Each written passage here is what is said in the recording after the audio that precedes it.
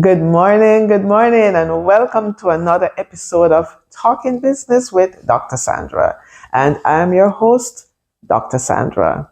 Today, we continue exploring a topic that I started discussing last week, the 50 things they might have forgotten to mention in business school.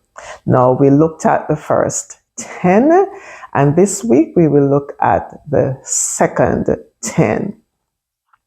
These are some invaluable insights that can make or break your entrepreneurial or intrapreneurial journey.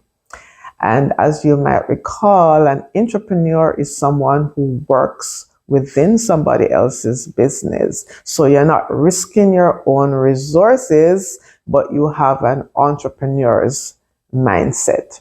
So whether you're just starting out or you're looking to refine your business strategy, these pointers will definitely provide some practical wisdom and some actionable advice. So let's get started. Number 11, the business must be scalable and durable. Don't build your house on sand, as they say. Is your idea a fad? Something that's gonna be here today and gone tomorrow? Remember those pet rocks? Yes, I wondered about them. There was a time they were just flying off the shelf. I don't know if anybody's buying them anymore. So you have those ideas that come about and it seems exciting, but I call it a flash in the pan because it's not durable, it's not scalable, it's not something that you can build a long-term business on. So look at what you're doing and ask yourself, are you responding to a short-term phenomena? Right? Successful business often have to adapt to changing consumer preferences and market conditions to avoid becoming short-lived fads. Recall those dot-com companies in the 90s. There were so many of them. Pet.com, dog.com, cat.com. There were so many dot-coms, and a lot of them fell by the wayside when the dot-com bubble burst. And we have Amazon that survived and is doing very well. But why did it survive? And why is it doing well? Because it was built on a model that was scalable and durable. The insights that we get from research suggests that 42% of startup companies, they actually fail because there is no market for their product or services. Think about that. If you are offering a product or a service in the market, somebody must be willing to part with their hard-earned cash to pay for your product and service. If that's not a possibility, then all you have is a very expensive hobby. So ask yourself, can the business be scaled up to capitalize on economies of scale? Because if you were to get 10 times, 100 times, 1,000 times the number of clients that you have now, so if demand were to increase by 10 times, 100 times, 1,000 times, would you be able to ramp up the business systems, processes, technology, people to make it work so that you could still deliver? And this is something that you really should think seriously about, because if you really can't scale the business, then you have to think about what kind of future the business would have. Would it end up remaining a very small business for all times?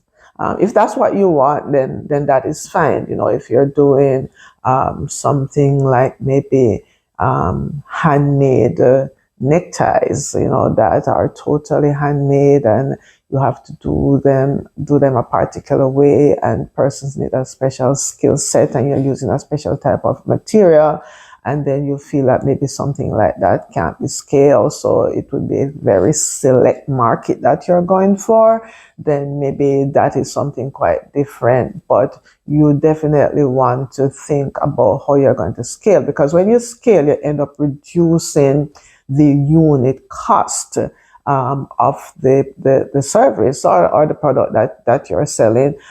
Scaling can reduce your cost per unit by 30% or more. And if you're looking at a business that's, say, an online business, totally virtual, the scaling actually could give you much higher percentages in terms of reduction in cost per unit. So I suggest that you start with a growth strategy, and build something that can last beyond you, right?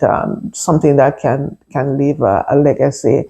Think Walmart, think Disney. Yes, you can think about those big companies. They didn't start that way.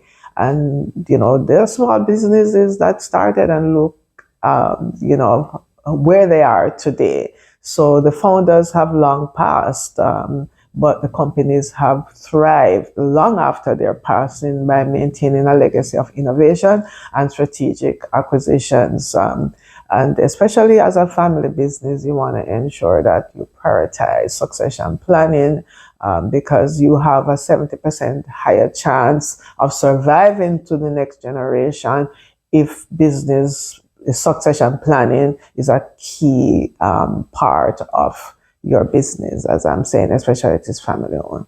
Okay, so number 11 is the business must be scalable and durable. Okay, number 12. Do you have the traits necessary to succeed in business? It is said that of the entire population, probably 10% or less actually have the acumen and the wherewithal and the mindset and the personality trait to do well as an entrepreneur. And these things can be learned, but naturally, in terms of distribution in the population, we're looking at 10% or less. And what strengths are we talking about? We're talking about like drive, passion, the ability to stick to something and see it through, not throw in the towel at the first sign of, trouble or inconvenience. You have to be willing to, square your shoulders and dig your heels in and get the job done. Passion is important. It's what passion, I think, is what keeps you going, in the difficult times, when the skies become gray and dark. Your passion, your big why. Why is it that you are in business? Why did you start this business in the first place? I think those are the things that will keep you going. Steve Jobs, he had a passion and a vision for innovation, for Apple. And Apple grew to become a tech giant. But it goes back to his passion as the entrepreneur. And there are so many other examples. The studies show us that entrepreneurs who have a high level of tenacity and passion and creativity tend to be more likely to succeed in business. So do some self-assessment.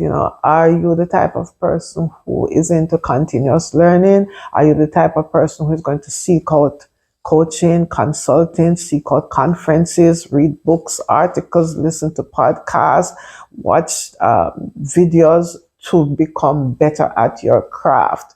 Very, very important. Warren Buffett, he spends hours each day reading and reflecting to continuously improve his decision-making skills. As an entrepreneur, how much time are you investing? How much time are you spending in learning and getting better and sharper at what you do?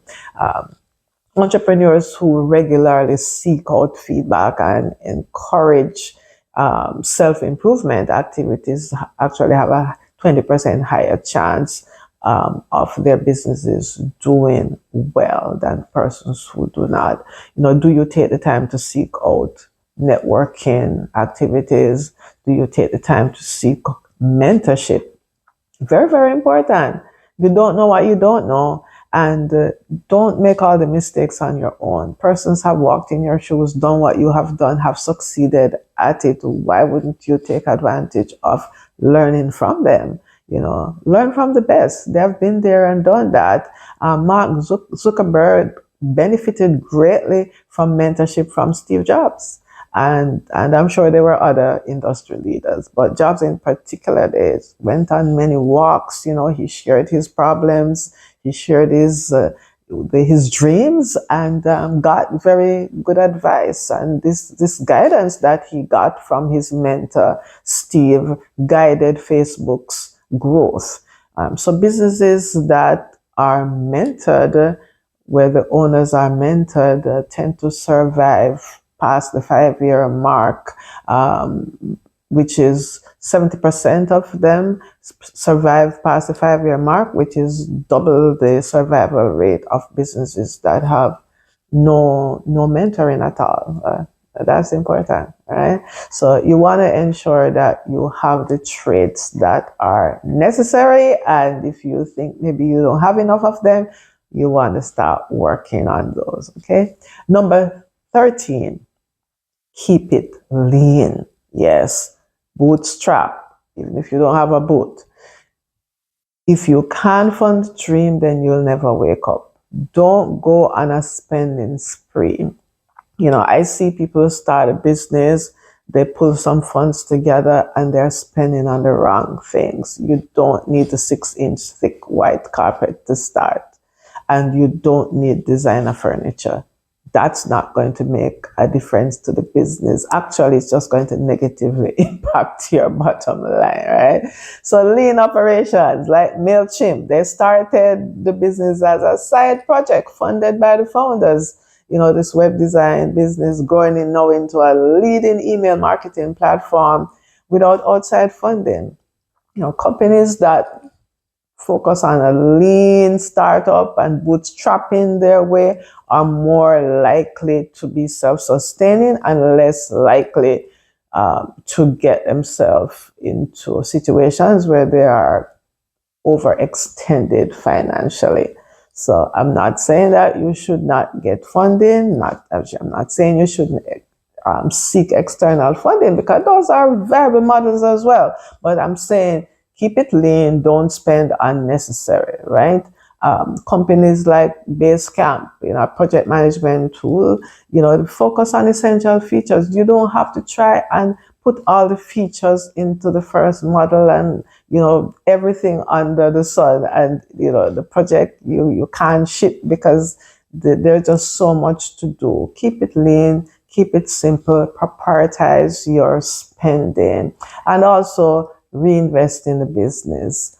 Companies that reinvest their profits back into the business tend to yield an average ROI of 15 up to 30% more than businesses that don't reinvest. Okay, so you want to keep it lean. 14, you cannot do it alone successfully.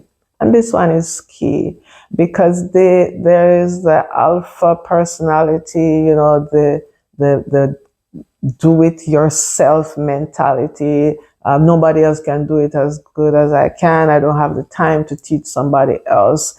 And the fact is, is if unless you plan to be a very small business for all times, which literally is the same as working for yourself for the rest of your life, you need to build a team.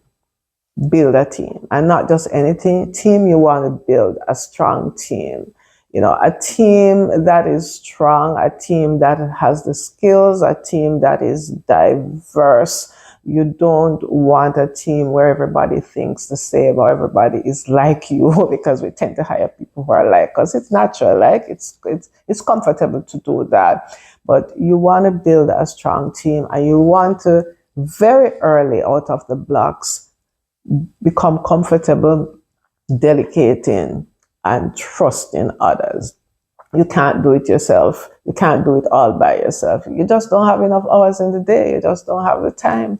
Leaders like Richard Branson of Virgin, delegate extensively within his group. And this allows him to focus on new ventures. It allows him to focus on the big picture strategy. And leaders who delegate effectively generate up to 40% higher revenues than those who don't. And if you think about it, it kind of just makes common sense. Leverage partnerships, there are others who are doing things that are adjacent, complementary to what you're doing. Why not partner with them? Spotify partnered with Facebook and other platforms, expanded their user base and brand recognition significantly. We can learn from the best. I always say, learn from the best. Study what they have done and see how you can take some part of that and adapt it to your business. Number 15, your business should not be disguised unemployment. Yes, sometimes this is a bitter pill to swallow. Unemployment parading as entrepreneurship, I would say. And what do I mean by that? Don't be self-employed and trapped, right? We're not put on this earth to just work or just be trying to get business and pay bills. It's more than that. And sometimes we're working hard and we're not even able to pay the bills. If that is the case, it may be better to have the option to get paid vacation, free healthcare without all the hassle. And you're getting a paycheck. Right? So that's getting a job. So think carefully about what it is that you want long term. Because sometimes I talk to business owners or aspiring business owners, and they'll say, oh, this is what I want to do. And the first opportunity that they get to interview and take a full-time job, that's the decision they make. I'm not going to make any judgment, but I'm saying that you want to be clear on what it is that you want. Because if you're not going to put in the time and effort to build a real business, then you may end up in a situation that it would be better to just have a job because the benefits would be greater. At least you get paid vacation, right? And you don't have all the headache, right? So you want to focus on growth and not survival. Focus on growth. Solopreneurs will start doing gigs and as an individual, just freelancing. But in time, you really have to hire additional staff, and turn it into a fully fledged business so that the business can grow beyond you and it has a capacity to survive beyond that 5-year mark, which is kind of like the watershed. Will the business make it or not? Now, develop scalable systems. Scalable systems mean that you can roll out easily, you can ramp up easily, you have SOPs, you have standard ways of doing things, and it's well documented and everybody understands it. For example, Starbucks, systemizing their operations allowed them to expand rapidly while maintaining quality and consistency. Because the worst thing that can happen is that you are growing, but the quality of what you're offering is getting less and less because you don't have the appropriate systems in place. So you definitely want to ensure that your business is not disguised unemployment. Think about that carefully. Now, number 16, deliver real value in your product or service. Real value. Yes, we're in business to make money, but what is the customer getting in return? Ask yourself this question. Would you do business with you? Would you do business with you? How is your customer service? Do you get back in touch with persons in the time frame that you promised or even before? Think Zappos. Their commitment to customer service led to customer satisfaction and repeat business. Businesses that focus on exceptional customer service can increase customer retention way above those who don't or just do the mere minimum. So I dare say you don't want to just satisfy your customers, you want to exceed your customers' expectation. And some practical examples are Apple.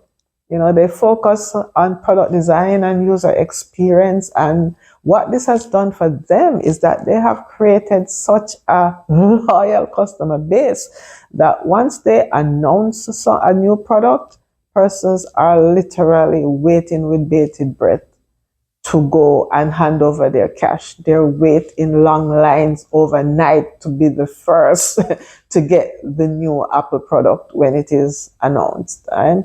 And guess what? Customers are willing to pay a premium price. Yes, ask Apple, ask Louis Vuitton. Customers are willing to pay a premium price for products that exceed expectation and services that exceed expectation. Yes, I know you're thinking, but if you do that, people will take advantage of you. You're correct. Yes, someone will take advantage of you. But guess what? You can't pay for this kind of advertising. Another practical example is Nordstrom. Their policies have been exploited occasionally, but it has always earned the company a stellar reputation. There is this well-known story of a customer. It was not even a Nordstrom customer, but a customer in quotation mark who rolled in a pair of tires into a Nordstrom store and demanded that he bought the tires there and they were not what he wanted and they should take it back. Of course, Nordstrom does not sell tires. Years after, they acquired a company that did, three companies actually that did own companies that sold tires. But at the time, the fact is Nordstrom did not sell tires. So clearly they could have just clearly asked the customer to leave. If he didn't want, they could have had him escorted out of the building. But they did not. They did not. They actually made some calls, connected with a tire company, found out what the tires would cost, and guess what they did? They actually asked the customer for his receipt. Of course, he was not able to produce it because clearly he did not buy the tires there, but he said he was sure he bought it in that building. And guess what? They actually gave him a refund. Yes, they gave him a refund. Right. So yes, you may be exploited, but this story has lived on, and what you earn in terms of the benefit to the brand and your reputation, I mean, it's way worth more than whatever those two tires could have cost, right? So word of mouth marketing is very, very important, and this kind of behavior by a company actually drives your customer sales. It really does. Another thing is cost cutting. Cost cutting that reduces quality will cost you dearly, right? So as you grow, yes, you want to keep your costs down. You want to find ways to drive cost out of the business as much as possible, but not to the extent where you're hurting the business. It is said sometimes that you cut so much, you want to cut fat, but you don't want to cut muscle and bone because that is going to be detrimental to the business, right? So you want to ensure that you maintain quality, because after a few bad experiences, customers, no matter how loyal they were, they're going to go elsewhere. Take, for example, Boeing's cost-cutting measures on the 737 and what that led to in terms of the significant quality issues and reputational damage to the brand. It's definitely not worth it at all. So you want to ensure that you deliver real value to your customers, and it's not just that you are collecting their money, but they're getting something of value in return, and they'll want to come back to you. Number 17, mind your margins. Yes, profit is not a bad word. We have to get very comfortable with charging prices that make sense and telling the customer what the price of the service is. As they would say in my homeland, you want to talk without any water in your mouth. You want to be very clear when you are sharing your pricing information, and you do not apologize for it, right? Practical examples: luxury brands like Louis Vuitton maintain high margins, ensuring profitability and prestige. You are in business to make money. That's the fact. You're not running a charity. And if you are in business to make money, if you are not pricing your products and services so that you can cover your costs and there's a healthy margin, at least 20%, then you are going to struggle. Profitability ensures that the business is sustainable and it will grow. And companies that focus on profitability tend to perform very well, because that's the reason why you're in business. Now get comfortable with premium pricing. You don't have to be the lowest cost provider. I always say, you get what you pay for. Most times, I'm not saying that you can't get quality products and services at a reasonable price. Not saying that at all. Disclaimer there. However, it is very difficult to have the best staff, the best product, the best service, and the lowest price. As the movie says, something's got to give, right? So get comfortable with premium pricing. Tesla motor cars are not the cheapest, right? They have invested a lot in innovation and R&D, right? LV, not the cheapest. But do they have clients? For hundreds of years, right? They do have clients willing to pay. Right? As an account executive, when I left university years ago, I had a sales job selling IBM solutions, and it was always a running joke that IBM does not look kindly on discounts. So you could not close a sale by offering the customer a discount, because we were trained to mind our margins, right? Very, very important that we sold at a particular margin. Now, there are a lot of other companies that were probably selling more globally in terms of their revenue, but in terms of their profitability, those computer companies were never as profitable as IBM or anything close at the time, right? And we always said the price is not the lowest. Sometimes we actually say, well, we may be the highest price in the market. The competitors are less. However, no one has ever lost a job for buying IBM. No chief information officer, no IT executive has ever lost their job for buying IBM. Because if you buy the best, then what could possibly go wrong? And yes, I did make my margins and I did make my quotas, and I sold a product that was quite expensive compared to others. So don't be afraid. Don't be afraid. Get comfortable with premium pricing. You actually have to make less sales if your margins are healthy. So all around, it just makes sense. Razor thin margins or non-existent margins will kill your business, right? And it's just a matter of time. And I always say that when you go down with your prices, it's hard to put them back up. And lowering your prices to compete with the competition, I think it's a no-win game. Nobody wins. Yes, nobody wins. You're thinking that the customer wins? No, the customer doesn't win. Because at the end of the day, the business will not be there to support the services or to support the products, because the business will die, right? These razor thin margins makes no sense. Ask Toys R Us, right? They have struggled to survive, filed for bankruptcy, against online competition, unhealthy margins. Unhealthy margins. Healthy margins are crucial, crucial, crucial. Within a minimum gross margin of 20% or so, I say, that's a recommendation. You're going to struggle. You're definitely going to struggle. So mind your margins. Very, very important that you do that.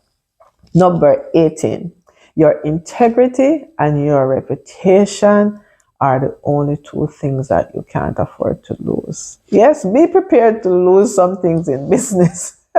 I can tell you, I've lost land, I've lost businesses, I've lost buildings, I've lost serious money, but you've also made money as well. And so the idea of not losing in business, I would say that is not that's not what's going to happen.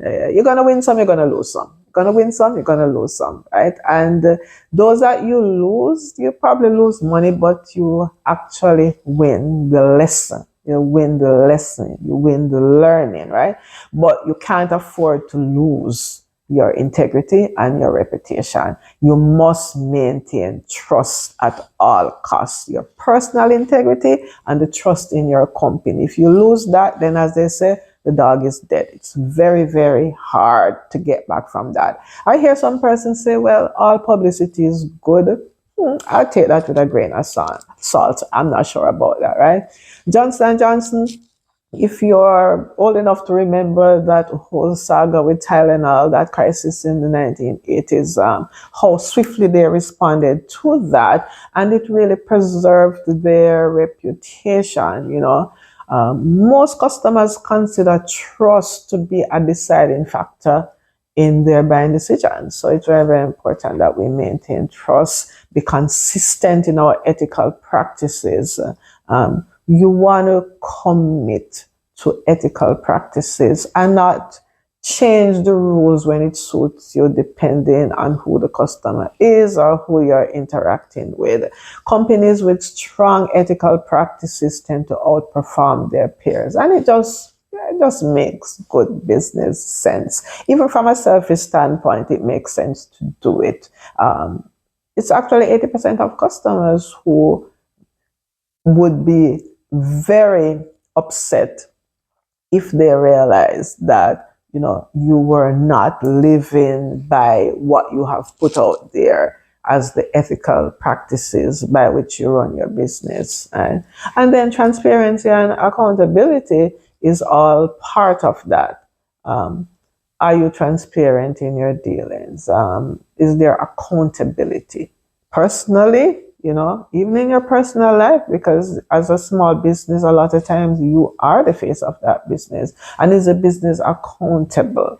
Do you take responsibility when you have messed up, and just deal with it, do the diaper management and do the mopping up when you have to. I'm not saying that you have to go as far with transparency as Buffer has done. They're well known in the market for their practice of salary transparency. And they have built a culture of trust and openness around that. In case you have never heard of them, you can look them up. It's a company called Buffer. They offer social media management services. They actually have a platform designed to help businesses and individuals grow their audiences and manage their social media presence. And they are known for being very open with salaries and how salaries are calculated and so on. And it has worked for them. It has worked for them. And overall, transparency in business leads to a 94% of customers being more likely to be loyal to your brand. You don't have to go that far. Just using that as an example to say that it just kind of makes sense to be transparent, right? So integrity and your reputation, you cannot afford to lose that. You can lose anything else, but not those two. Number 19, do good now. too good. No, not when you think you can afford it. I always say that, success doesn't really change people. It just kind of shows you clearly who they are. So persons who say, well, I can't help, I can't give, I can't donate because I don't have enough money, and I'll do that when I am able to. Generally, that's not going to change because it's about who you are as an individual. So you don't have to wait until you make your millions to give back, to donate to the local food bank, to write a check, no matter how small it is, to a social cause that resonates with you. Start in your own community, in your own neighborhood. Help a child. Maybe it's a child of one of your employees. Help a struggling parent. Help anyone. Don't wait until you can write $1 million check before you help. Customers are more loyal to companies that support social and environmental causes. I always say that if you have $100 and you would not see it fit to help somebody with even 10% of that, even though you yourself are having your own challenges, it won't be different when you have $1,000, when you have 1 million, or when you have $1 billion. It's a mindset. It's really a mindset. So you want to help out in your community, and you can start small. It could be one person, one child, one small organization that you have made a commitment to. It could be a basic school, a nursery, a place of safety. Make a small donation, and it's also good for you. It's good for them, but it's such a good feeling. I can tell it's such a good feeling when you give back. Community engagement is key. Companies like Ben and Jerry's, that well-known ice cream company, part of their social mission was that they integrated community engagement in their business model, and community activism and community support. You can do the same. You don't have to be a big company to do that at all. And number 20, you will eat and drink and breathe your business. Yes, it will consume you. You will eat it, drink it, and breathe it. This means that it's total commitment. Total commitment. You're always on. A lot of entrepreneurs always work, or I say often, maybe for some persons it's always, often work more than 60 hours a week, especially in the early stages. Yes. For a business to grow, for you to succeed, it takes a lot of dedication. Ask any entrepreneur who have succeeded. It takes a lot of dedication to do this. And this level of dedication can lead to burnout. It can lead to exhaustion and not having any sort of balance in your life. And I'm not saying at the beginning that there's going to be perfect work-life balance and so on. If you can achieve that, wonderful. But that's not what I'm talking about. I am talking about the importance of just sleeping, the importance, of just taking some time for yourself, time to think, time to even step away from the business so that you can see it 360 degree, or you can see it from 30,000 feet, whichever analogy suits you better, right? You want to be careful that you don't fall into the trap of thinking that you have to literally live at work. Yeah, let that sink in. Because a lot of us as entrepreneurs or intrapreneurs, we spend so much time working, like it's almost a badge of honor to say how many hours we spend working. Elon Musk is known to boast about his 120-hour weeks, and saying sometimes that he spends days in the office without leaving. I, for one, would not support that kind of behavior. In the short term, you may feel like you're getting ahead, but I personally know of situations when it has cost persons their health, their marriage, significant relationship, has even cost some persons their life. And so, yes, you are going to be totally consumed with your business because this is something that you want to grow. It's like birthing something. Yeah, you want to nurture it and you want to see it become everything that it can become. And I do understand the obsession that you will have with your business, but you can be totally committed, yes, without burning out and without spending all your time at work and on work, right?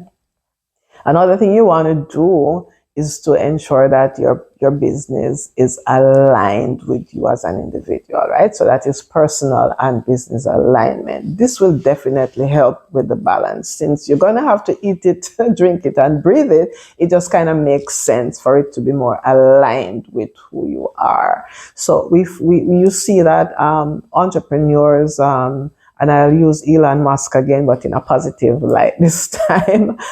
His personal interest in technology and space aligns with his businesses at SpaceX and Tesla. So you see that the ventures are closely aligned.